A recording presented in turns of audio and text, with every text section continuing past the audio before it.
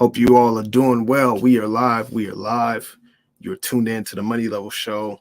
Today, we're going to get into an interesting topic that I've been kind of dancing around and really trying to get a grasp on because, I do have a view that a Great Depression or depression could be in the cards sometime this decade with the amounts of debt and such. And so we're going to get more into this and kind of just see, like, how did people navigate this throughout history and the last depression that we had and what we could do to prepare ourselves. So I'm going to go ahead and kick the intro and then we're going to get into this.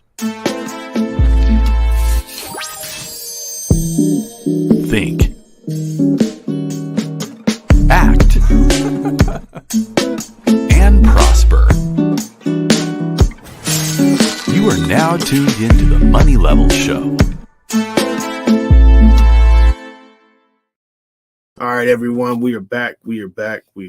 I may be joined by a guest today. The guest is feeling sick, but we'll see if she is able to join today. But we're going to go ahead and get into it. So I do want to pull up just a quick snippet from Adam Taggart's interview with Simon Hunt. Simon Hunt has been an economist and investor for a long time. And so he gives a grim prediction on 2024 and 2025. And so we're going to just watch a quick snippet of that and then get into just what did people do? How do they navigate this hard time? Like, what is a depression? How do they navigate these things, things of that nature. And so let's go ahead and I'm going to go ahead and pull this up and let's have a discussion about it. So looking forward to being on here with you guys. And let's go ahead and get into it. All right, let me share screen here. Boom, share screen. Let's go. All right, here's a snippet from Simon Hunt. We will see by the end of 2024, if not early 2025, US Treasuries yielding well over 10%. And what is that going to do to a highly leveraged financial system globally? It will be a crash, which will result in either 7 years of rolling recessions or depression, which will probably last about 7 years and will be accompanied by conflicts within different countries, if not civil wars, and wars between countries.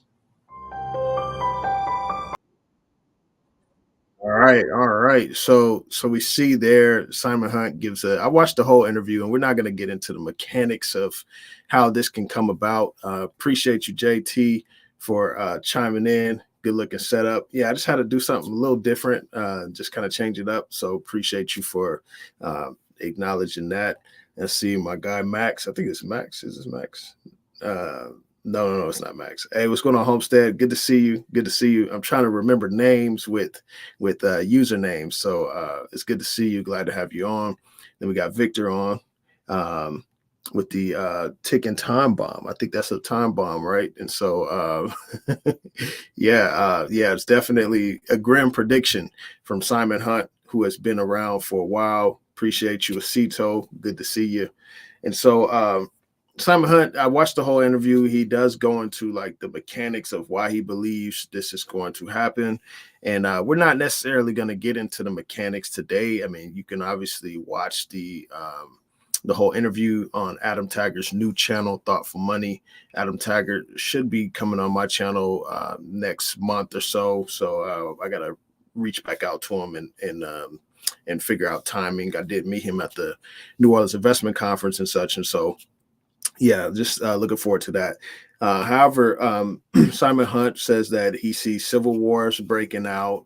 There's been multiple movies that have come out. I don't know if you all have seen the new movie on Netflix called Leave the World Behind, where there's a cybersecurity breach and break out across the country, and pretty much everyone is left without their electronics. And then they're at the end, you see that there's a civil war that starts.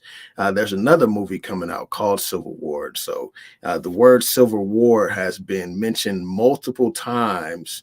I mean, especially in the last 5-10 years. Neil Howe writes about that in his book, The Fourth Turning is Here.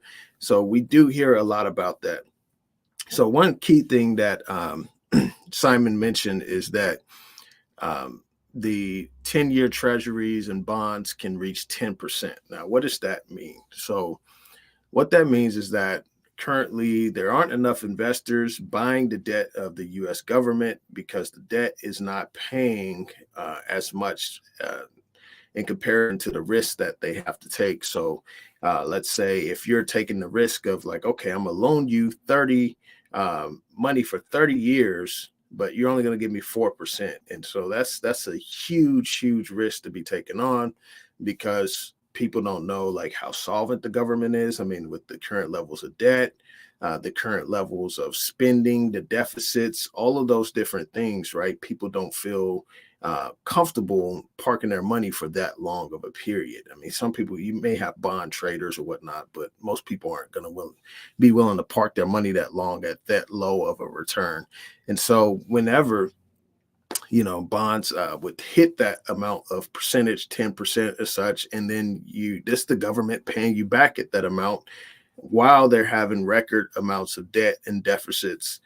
So that could be grim for the economy. So he talks about there will be a crash, and there will be either rolling recessions or about a 7-year depression. So those are his predictions. And I've been talking with Simon Hunt about coming on the channel as well. So hopefully we'll be able to make that happen. But we're going to go ahead and pop over to some articles that I pulled up just to see like, okay, what should we do in a Great Depression? As we know, during the Great Depression, gold was confiscated, right? This was, they had the law come out in, I think it was 1933 and such, where they confiscated gold. If you had over a certain amount of ounces, I think it was 5 ounces or so, you had to give up the gold. And so when the United States confiscated gold, they pretty much repriced it from $20.69 per ounce to $34.69 per ounce. And so, that's always in the cards. People do mention that when you do have these debates about whether gold is a safe haven as such. People do, mention that the confiscation of gold. And so as we can see, we're going to pop over to this tab here. This is the cost of living during the Great Depression. So 1938 cost of living. The average, pretty much new house was $3,900. The average income was $1,731. And then a new car would be, $860. Average rent, $27 per month. So one ounce of gold could afford you a little more than the monthly rent on the home.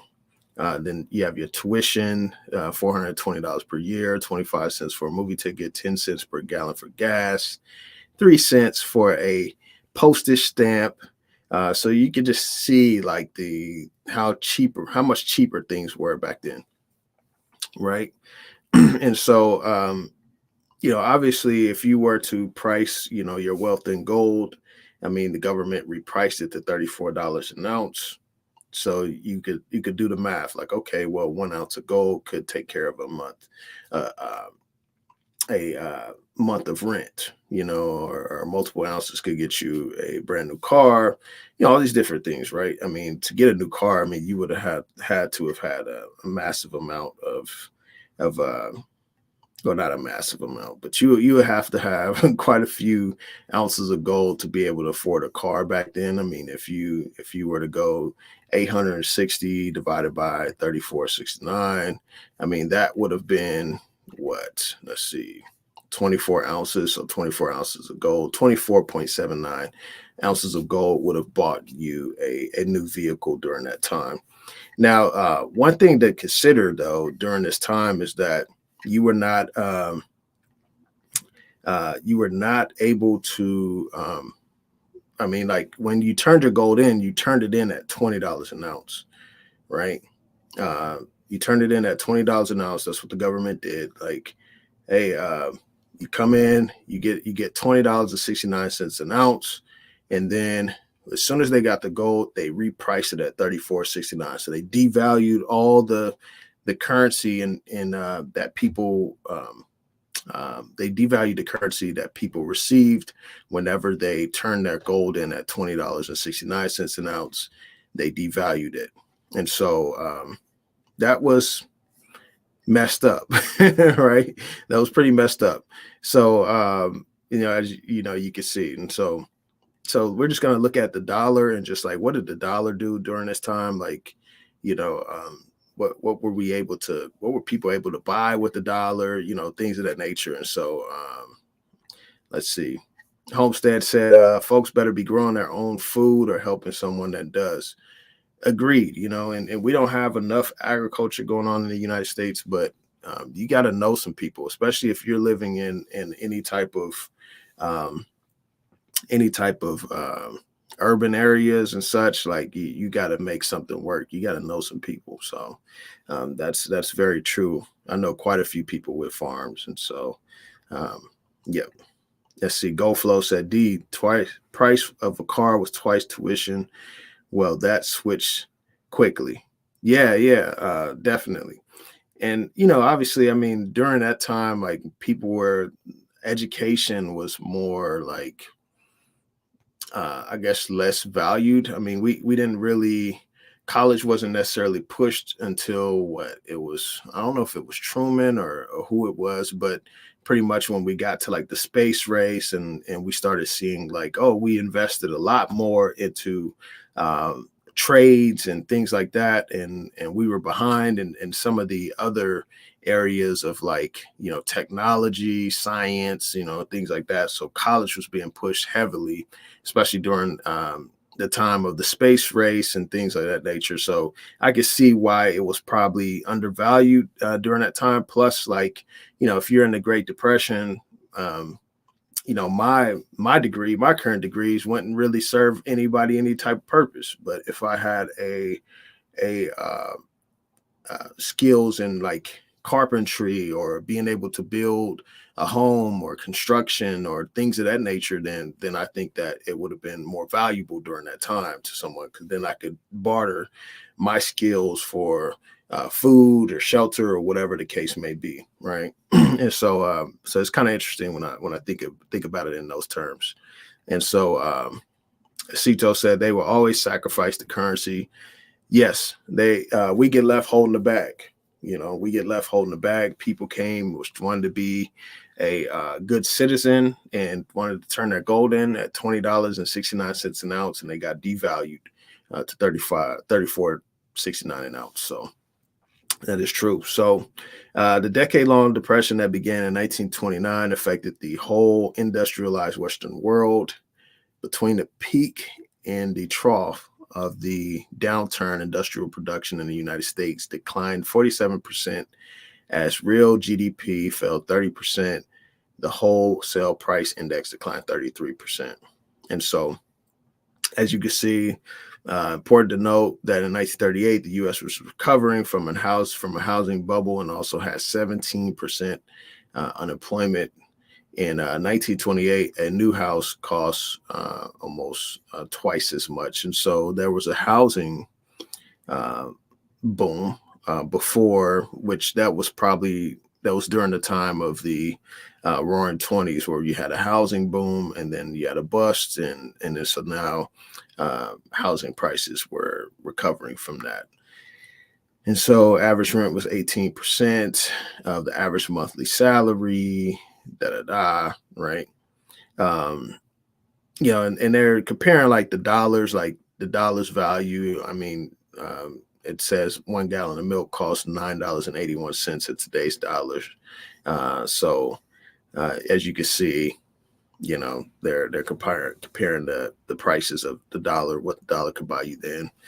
And so you can see like here it talks about they adjusted the figures here for housing cost of a house was 200,000, income was 89,000, a car was 44,000, rent 1,300, and Harvard school was 21K. So that's pretty much what the dollar could buy you then. I mean, they're doing these comparisons with the dollar, and so it's kind of interesting just seeing like if you would held dollars or whatnot, like what could that have done for you. And so I'm just going to share this next tab here. These are just exploration of children in the Great Depression. So it says the economic collapse of the 1930s was staggering in its dimensions. Unemployment jumped from less than 3 million in 1929 to 4 million in 1930, 8 million in 1931, and 12.5 million in 1932, which that's pretty significant compared to the amount of people in the United States at that time. I mean, if I look at the U.S. population growth over, over the last 100 years, let's do that. Let's see if I can find a chart. All right, so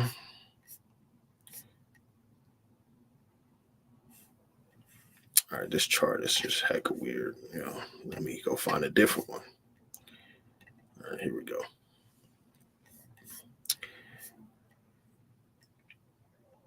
All right, so I'm just going to share this tab.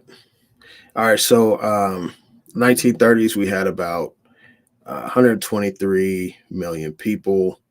And so, during that time, we had 12, let's see, it said 12.5 million unemployed. I mean, obviously, when you're factoring in children, many children during that time. You had people, I guess we weren't in war at that time yet. So people weren't necessarily overseas. I mean, in the 1940 census, I mean, a lot of people were in war at that time. So, I mean, it's pretty significant. I mean, compared to the amount of people that were there and unemployed. And so it seems like those numbers were pretty significant. And that's just in 1932. It says in that year, a quarter of the nation's families did not have a single employed wage earner. So people lost their jobs and everything. So I'm going to go ahead and invite Nick into the chat, this live stream. Everyone, shout out to Nick Coins for joining me today. There. Hello. How you doing today? Good. Nice to see you. Yes, you too. I wasn't sure if you was going to be able to join, but I'm glad you did. Very interesting conversation. Yeah, definitely trying to figure out what's going to happen if we enter a Great Depression. So Simon Hunt, who's a very well-known economist, he's predicting either a period of rolling recessions or a depression for 7 years. So we're just looking at like, what did people kind of actually almost inevitable. Yeah. I hope not, but I hope not as well. You Because gotta the be way we prepared. are, Yes. When I interview Jim Rogers quite a bit, he talks about, we're way more indebted than we have been. And yeah, so it's the next crash is going to be worse. And so, right. Yeah, so we got Homestead in here. Robert says, hello there, Nick. Hi. And then we have JT Coin Rings. Hello, Good Nick. to see you. All right, we got some familiar faces in here. Very familiar. Yes, indeed. So how are you doing today? I'm doing well, thank you. You ready for Christmas? Yeah, I think I'm pretty I think I'm ready. I've been finishing up some last minute shopping and things of that nature, but I think I'm ready. Well, very Yeah. good. How about yourself? No, I No, don't think I'll ever be ready. I was sick a couple weeks, so kind of put me back a little bit, but we'll understand. see. I don't think we're Understand. ever ready. I don't think I am ever ready, no matter how prepared I am. Yeah, yeah. It's mostly just all about the mindset.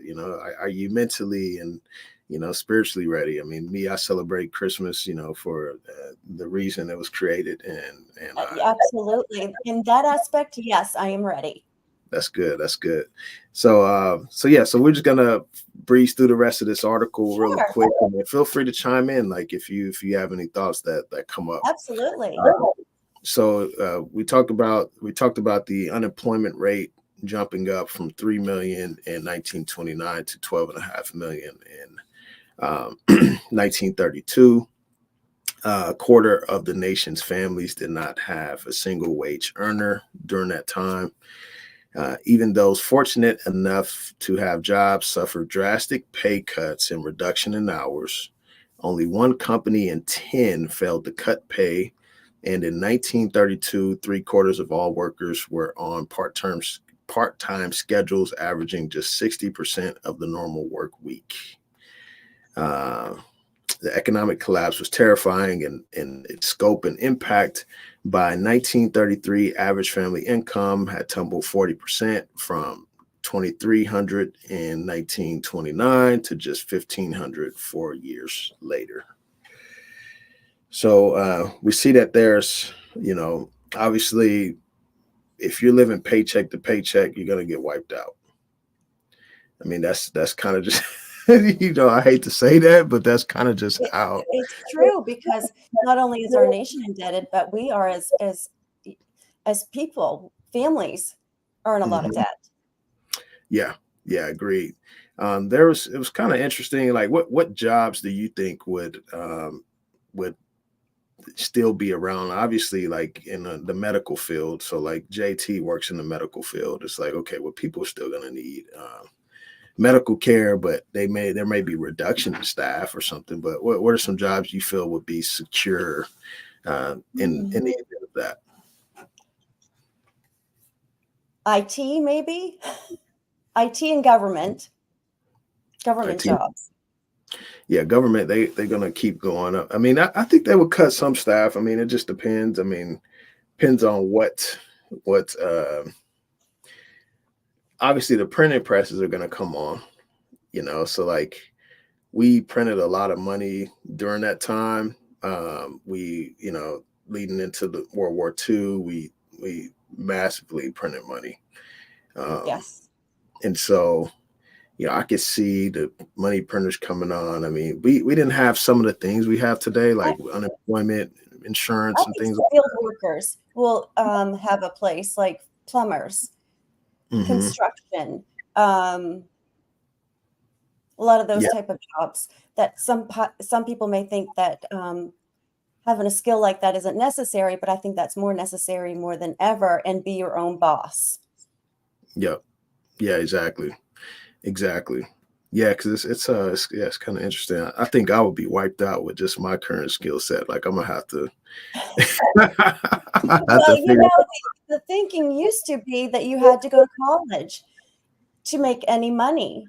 And I think tech schools are just as important. Vocational schools are very important. All right, so Cito says certainly STEM jobs and infrastructure jobs will have security. Yeah, agreed. I mean, because ultimately, like, because I don't know if you what point you popped on, but we talked about we were looking at this current.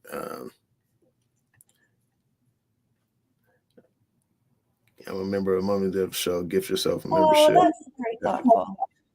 I appreciate you. So there was I'm going to go back to this article I was just on, but there was so in this article, it shows the amount of how much college costs. And I was kind of going a little bit through the history of that, where college was, let's see, Harvard, tuition to Harvard was $420 a year, Oh my God. which is kind of interesting because we had a comment that said, "Oh well, a new car was double the amount of tuition." Education. Yeah. Yeah, yeah, and now it's flipped.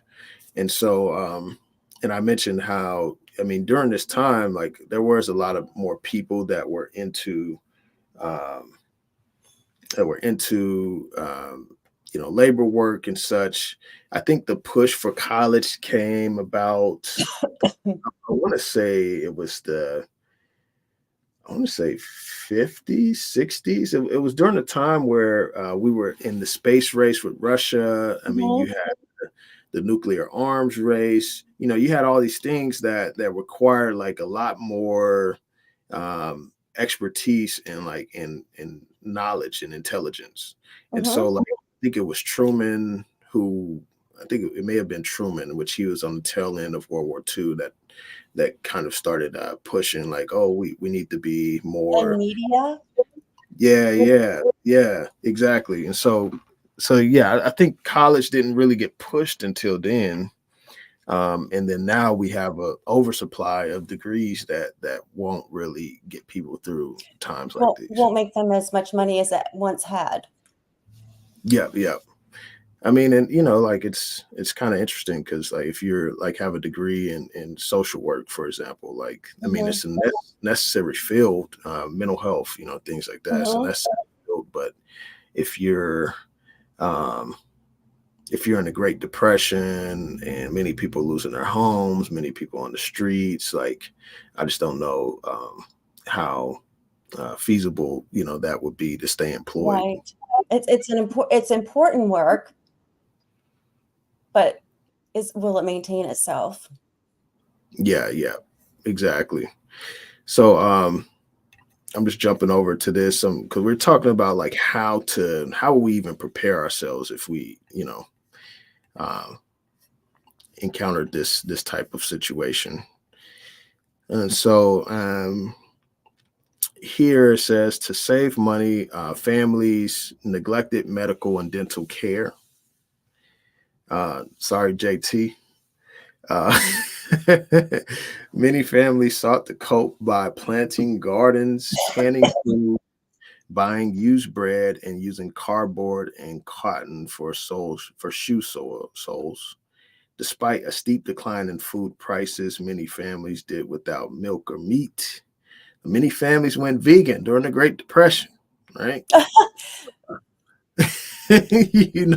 Well, they had to do what they had to do. yeah. Let's see, in New York City, milk consumption declined 1 million gallons a day. So yeah. I can already see a big difference between now and then. We are so spoiled, and even when I was growing up, we'd go without cable if my parents didn't have the money, or if they needed to save money, we went without, right? Mhm. But how many of us go without now? How many of us make our children go without? Yep. We're so Yep. used to the convenience of everything. Yep. Exactly. And so yeah, that's true for me too. Like I do feel like there's kind of these dynamics of my era. I'm born in the '80s, so the You're a baby. yeah yeah I'm born in '88. I was born But in 78. okay, you got me by 10 by a 10 decade. years. So the like the media was pushing a lot to us, like growing up, I mean, you had a lot of commercials, you had the rise of like video games and Yes, uh yes, Atari was back then, I believe. yeah, I remember getting my first Game Boy, like all this stuff was Oh, like put like you had a lot of advertisement for yes, us. well, it was Reaganomics back then. So the '80s was booming with cash. And yep, agreed. Let's see, JT said no, Homestead said JT is prepared with a dental plan. he is building called Morgan's for Molar. His Homestead family is will goodness be to ready. Will be ready. Yes, yes, that is funny. Thanks Homestead for sharing that. So yeah, so what would be something that you would think, like obviously I had this conversation with people all the time, and Simon Hunt, like um, he mentions that there will be civil wars and things of this nature. And when I was Neil Howe talks about, I believe in his book, The Fourth Turning is Here, how the mention of civil war has Mhm. been continuously coming up in the last decade or whatnot. And and then you have these movies coming out. There was recently one on Netflix called Leave the World Behind, where there was a huge cybersecurity attack, Mhm. and then there was civil war at the end. Then there's a movie called Civil War that's coming out this upcoming year. And so, obviously, I mean, if you're in a dire situation, survival mode, I mean, um, yeah, it's kind of just interesting. Like, just how do you, how would you be preparing yourself for something of this nature? Depression, civil wars, things like that. Like it sounds grim, but I don't know yeah. how political you're able to get on this channel, but the normal food storage, guns and ammo, and coins, gold and Hmm. silver. Yeah. Yeah, I think for me, I mean, I have multiple guns. I mean, I do have some, like I'm political, and I'm just more like realist, of like, Mhm. okay, I know human nature, and I know, and all of that, right? And Right. so for me, I have multiple guns.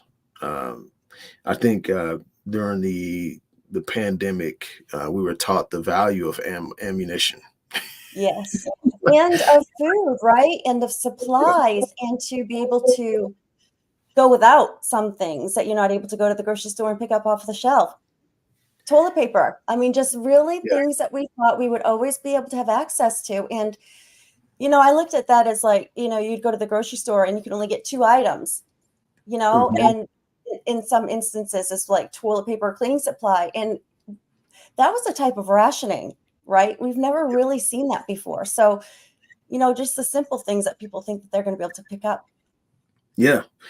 Yeah, agreed. I mean, that's those people at, I don't know who started that trend, but like people at Costco were grabbing huge amounts of toilet paper and Well, I mean, I could tell you what, with my food storage, I have toilet paper. So Mhm. well, we might be having toilet paper auctions one day. Who knows? Yeah, but it just shows like the rationality of people. Like, it's that was,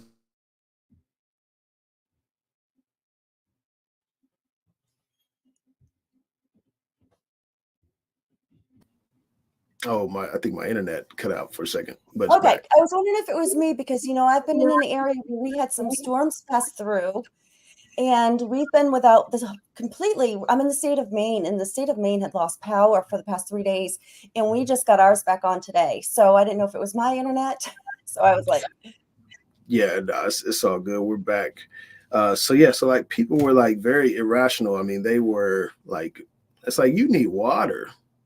You need right? drinking water. You need And you need the water before you need the toilet paper. yes, yes. Like you need food, canned goods, things of that nature. And so like, but it was wars over toilet paper. So that was And pretty. that's the truth. People get weird.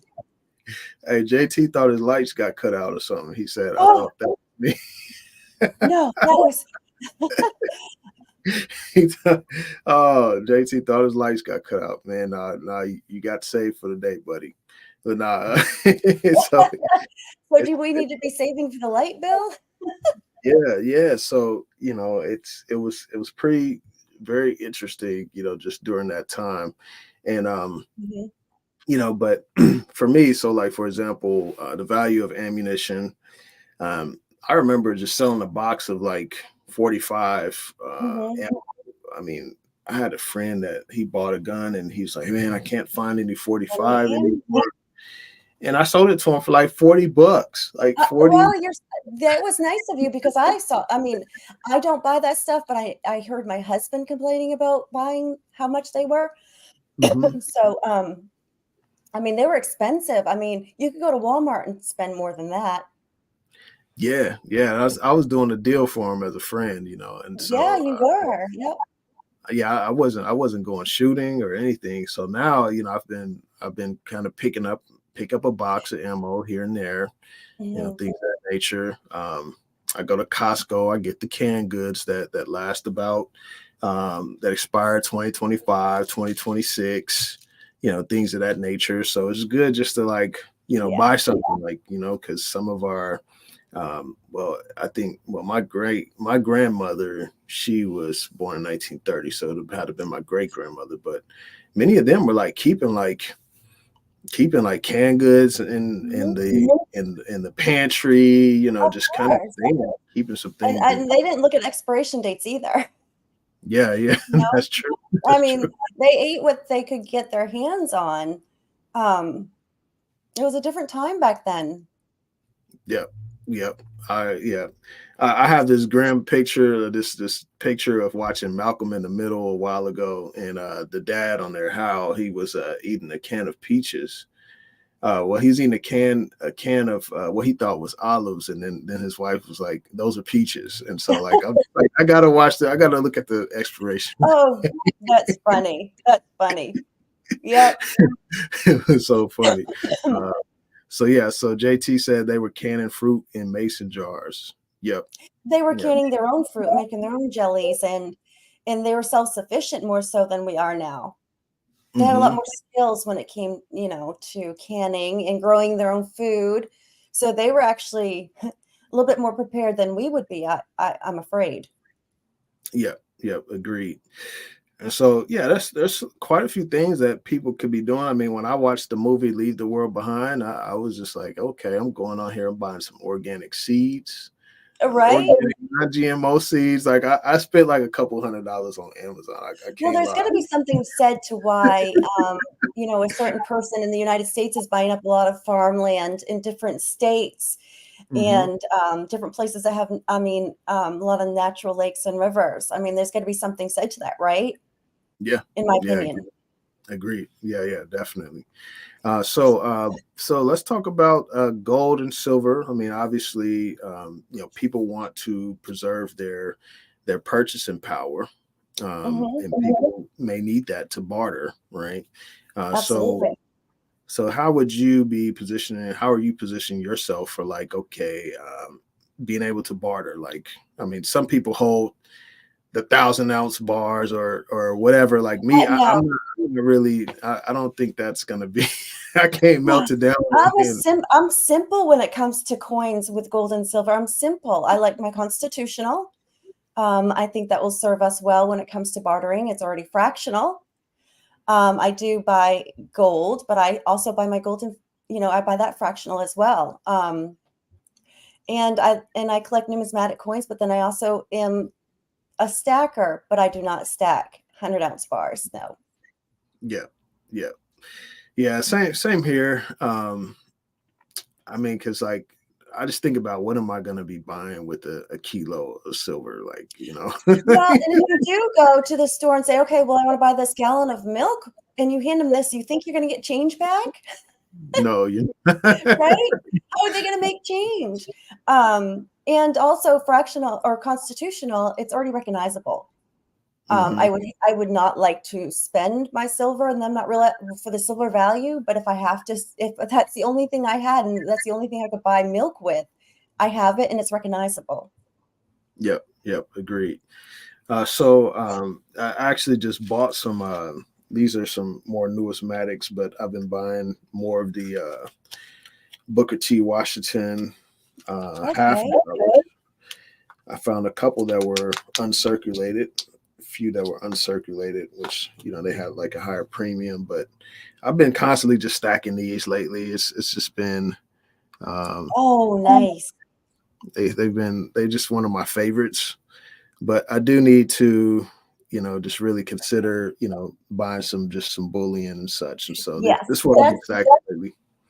that's what I have been buying lately, is just the generic rounds, as close to spot as I can get them, as far as what I'm stacking. And so I just brought a buffalo to show. Nice. Nice. And this is just something I can get as close to spot.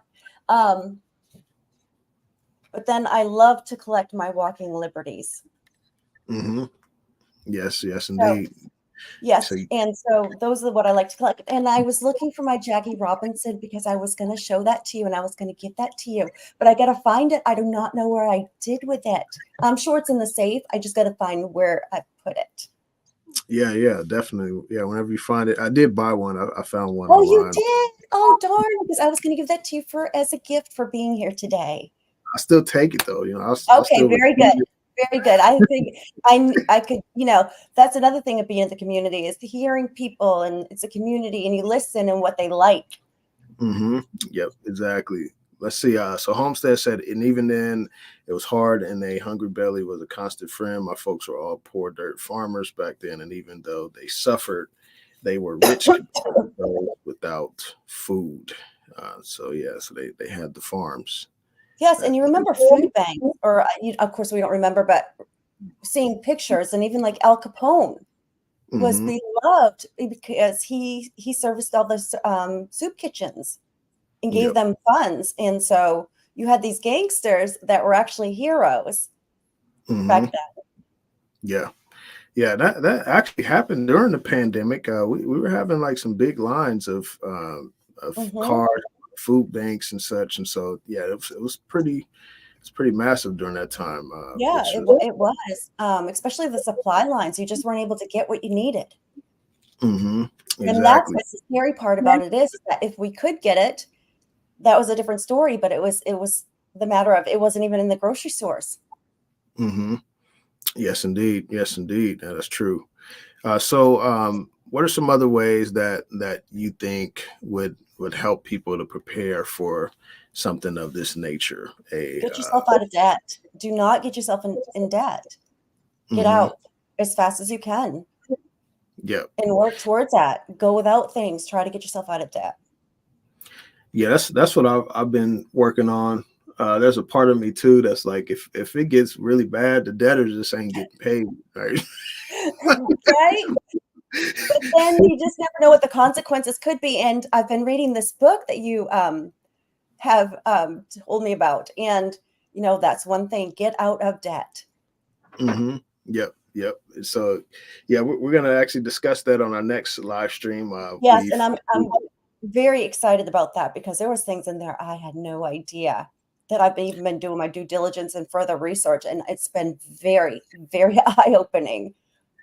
Yeah. So and this is, so the book we're referring to is called The Great Taking, and so that book itself was written by a former fund manager who talks about the laws and the rules in regards to how global elites can take every asset, whether real estate, stocks, and things of that nature. So you got to have physical metals, physical wealth, and so it's very important.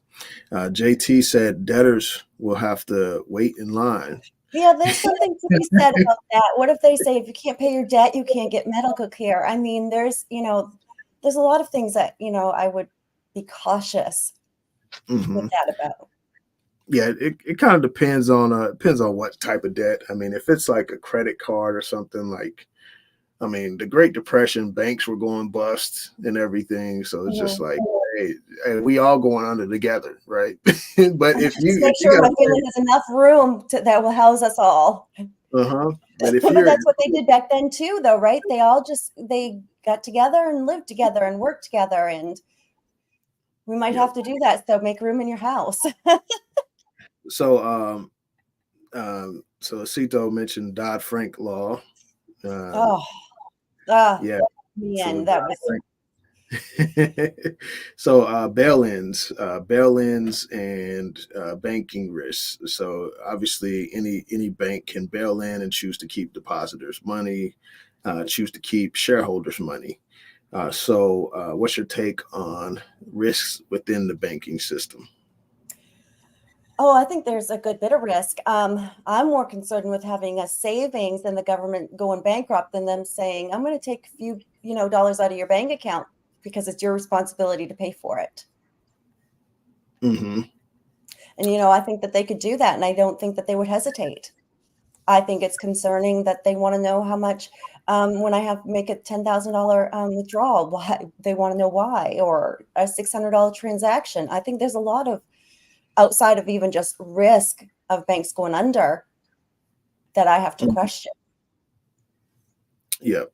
Yep. So I'm going to go ahead and share a screen. We're going to watch a short from Nomi Prince. Sure. From a interview I did with her back in September. I just re-uploaded it. I felt like it didn't get as much love as it should have, but she makes some very, very good points and research. So this is about the FDIC, the Federal Deposit Insurance Corporation, was created, and the idea was that banks would basically give money to this insurance corporation, like insurance premiums, and if something happened to them, the FDIC would protect the deposits of their customers. And we know this now to be up to $250,000 per account.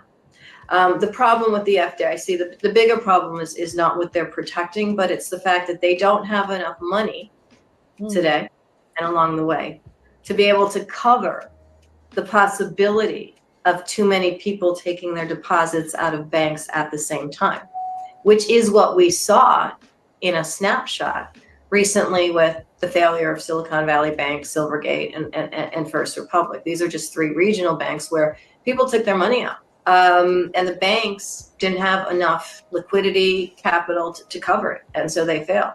The FDIC, the federal. So Nomi Prince, who used to work in Goldman Sachs, she worked for Lehman Brothers, and she worked for Chase Manhattan and Bear Stearns. And so she gave. She knows her stuff. She absolutely knows her stuff. She does. And so the FDIC, like many people, when I have conversations with people, they're like, hey, well, the FDIC, my money's insured FDIC. And it's like, well, no, like not. I mean, yeah. You just want to be the first one to make that claim before everybody else makes that claim. You just want to be the first one. Yeah. But the Silicon Valley Bank, though, I have to just, kind of mention, that bank was very poorly run. Mm-hmm. And if they kind of really looked into that and saw who was running the bank and what they were doing, it in reality had every right to fail and should have failed due to the fact of how it was run. Mm-hmm. Yeah. And they had a lot. They had some big money there. I mean, that was definitely a political move. I mean, that they didn't want these rich folks to lose their money. And right. Yeah. I don't want anybody to lose their money, right? But I don't either. But politically motivated it's like maybe a little advantage that us, the regular people, don't have. Yeah. Us, without that are not rich. Yeah, exactly. Advantage. And so, yeah, that was pretty interesting because, so like some people, they talk about FDIC and because FDIC, I think their asset holdings are 100 or something billion, and they're backing like 10 trillion in deposits. And so if everyone, which Nomi Prince was saying there, like if everyone comes and pulls their money out of banks, like during the 1929 crash and leading up to the Great Depression, the FDIC can't cover, all of those banks. That's that's a big risk. Very big risk. All right, so we had Homestead said, anyone asking questions, whether people or governments, ask for their benefits, not yours. Ask for their benefits. What benefits? Yeah. I'm not really fully understanding that statement, Homestead. Appreciate you for chiming in, though. So obviously, ways to prepare yourself is, owning, ways to protect yourself, your security, safety. Mm-hmm. obviously, I mean, I have a bug out bag. You know, Absolutely. I need Yes. to upgrade it a little bit, but I was recently buying like some of the water filter pellets that you put to be able to like have filtered water. Yes, and we Uh, have fun with that for Christmas as well. That's what my daughter will put in my husband's stocking is things for him to put in his bug out bag. So she got him a solar phone charger. So she has a lot of fun with that at Christmas time, putting stuff in his stocking. yeah, that's cool. And then let's see, we obviously having one of those, having insuring your wealth by owning physical gold and Right. silver. Mhm. I mean, having cash, you know, it'll work. You know, during that time, people still accept the dollar. What's your take on owning cash? Right now, Physical? I still think cash is king right now. Mhm. So, so I wouldn't have somebody tie up all their money into precious metals. But yes, I say, have cash on hand. Put some in your safe. Cash is still king. Hmm. Yeah, exactly. Um, yeah, that's what I've been thinking too. You know, because me, like, I've been putting money in the banks, but when I was watching this movie, which I usually haven't uh, some form of cash. Like, I used to just keep like $1,000 cash in the house, and then I stopped doing that. But Mhm. I need to get back to it. When I was watching this movie, the guy was able to pull out $1,000 cash, which ended up coming into a barter situation throughout the movie where they were able to buy medication for his son who was having some type of virus or disease or whatnot. Right. And well, that's another thing as well that you bring up, have antibiotics on hand. They do have some, like, I think it's called Jay's Case, and you Hmm. can get your first one free and they'll send you antibiotics. Because that might be an issue at that time as well. Yep. Do you recycle your meds like when they do med take backs and stuff, or do you just keep them? Uh, well, no, well, I don't need you to have a lot of meds, but antibiotics now lately, my husband's been storing them. Hmm. Gotcha, But gotcha. if we don't finish, yes, we've been storing those because after the expiration date, medicine is still good. This is not a medical show, so it's not Hmm. medical Yeah, advice. But yeah, after the expiration date, they're still good. They may not be just, as powerful. So yes, we've been storing our unused antibiotics. yeah. Gotcha. Yeah, because that's one thing for me. Like my daughter, she's highly allergic to a lot of things, and so even when our EpiPens expire, like it's like keep them. Like Well, yeah, my yeah, and off camera, I'll have to tell you about another trip too with that. yeah. So so I was talking with a firefighter, and he was just saying like. He's like, yep, like even if they expire, keep them. You better have it, but rather better have something than nothing. And That's so right. Yep. we keep them all. But go ahead, what were you about to say? Oh, well, I was going to tell you, but it's fine. I had a very bad allergic reaction, and when I went to the hospital, I mean, they couldn't believe actually I was able to breathe at this moment, but I was. But they put Pepcid in my IVs to stop the reaction, and Mhm. Pepcid is manufactured as like antacid, but they said when they first put it on the market, it was really for allergic reactions, and it will stop an allergic reaction much faster than like a Benadryl. Mhm. And that's what they put in my IV. And the only reason why they started marketing it for heartburn, because when they realized they could market it for heartburn, they were able to make more money from it. So Yeah. Pepcid will stop an allergic reaction very quickly. So if that's the only thing that you have, it might be a good alternative. Yeah, I may have to go stack up some of those. Yes, Stack, because we stack. don't leave home without it now because the doctor did say that I do have an EpiPen, but the doctor did say if I got into this again, I might not be so lucky next time. Hmm. So Yeah, we keep it on hand everywhere, just in yeah, case. yeah. I'm gonna go ahead and I'm gonna go ahead and stock up on some of those. You gotta get, is it AC or AD? I think it's Pepcid AC. Mhm. I Yeah. think that's what it's the AC. It's gonna make sure you have the AC behind it. Okay. Got it.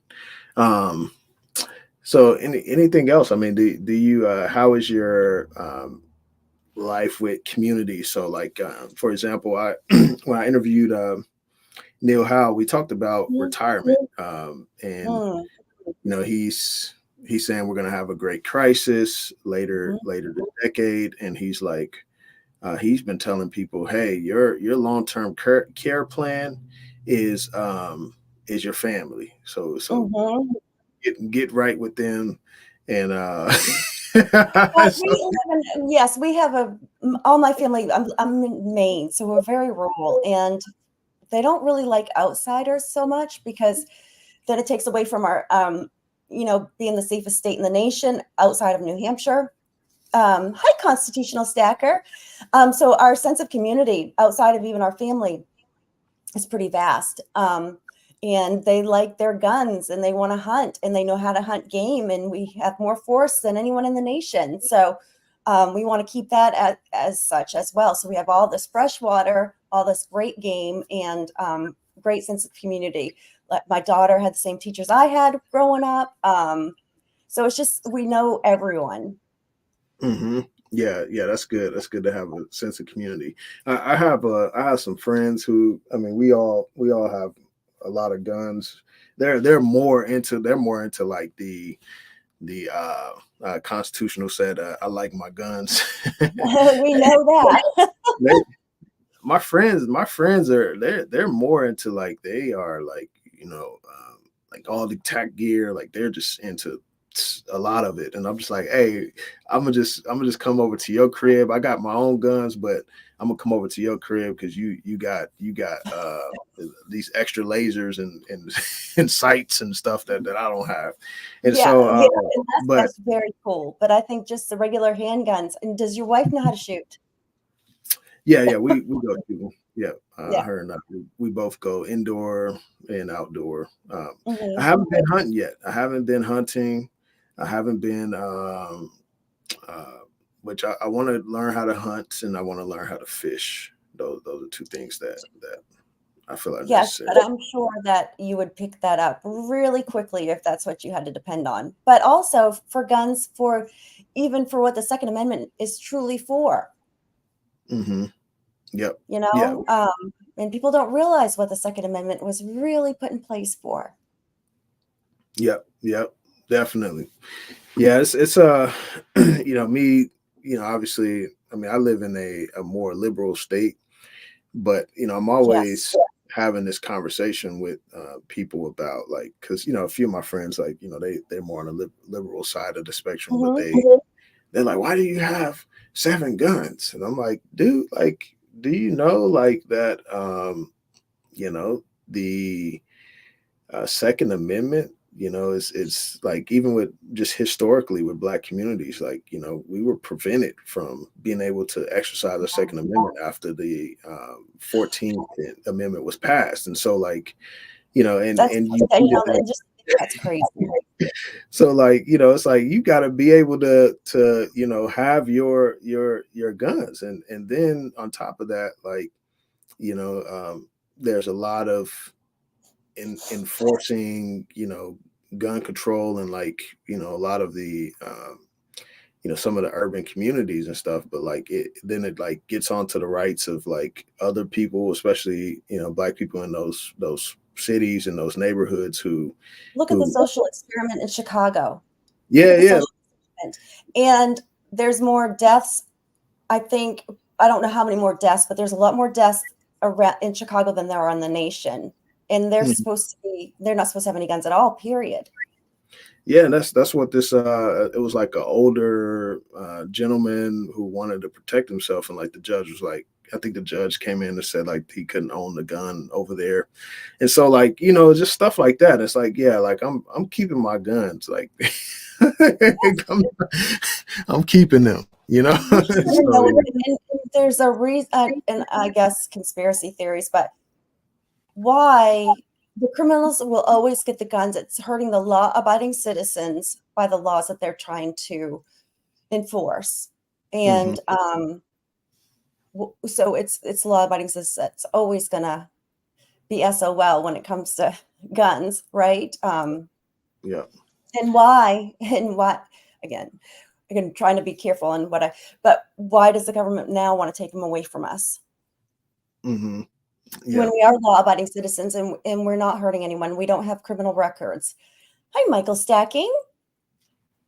Michael, what's going on? Molin Lade. I don't know what you mean by that, but maybe that's some is that some stacker language or something? I Or don't know. I don't not okay, I wasn't, that I know. I wasn't sure. So yeah, so you all, for those who are just joining, we were talking about how to survive a Great Depression. Simon Hunt, who's a great economist, he's predicting either a long period of okay, gotcha. He's been in the economist business for a while, but he's predicting a Oh, long period of rolling recessions or depression. So that's how we got on this topic. It means come and take them. Okay, all right, gotcha. It's a 2A saying. All right, yeah, gotcha. I'm gonna start using that. Appreciate well, y'all I for putting it in the I learned something new because game. I never heard that. Actually, I think I have heard it. I think I've heard that word being used. I just haven't seen it like written out. I think I've heard it. I just haven't seen it written out. Some smarter folks. Yes, indeed. Yes, indeed. Well, all right, Nick, I got to get going. I got to go get my hair cut. You all, this is a great discussion. You all be sure to rewind it, check it out. Nick, where can they find more about some of the content that you're doing? I know you and Stack and Surfer are doing some stuff on his channel, and then you have your own channel as well. I am at Nick's Coins. All right, I'll be sure to tag you in the Thank title.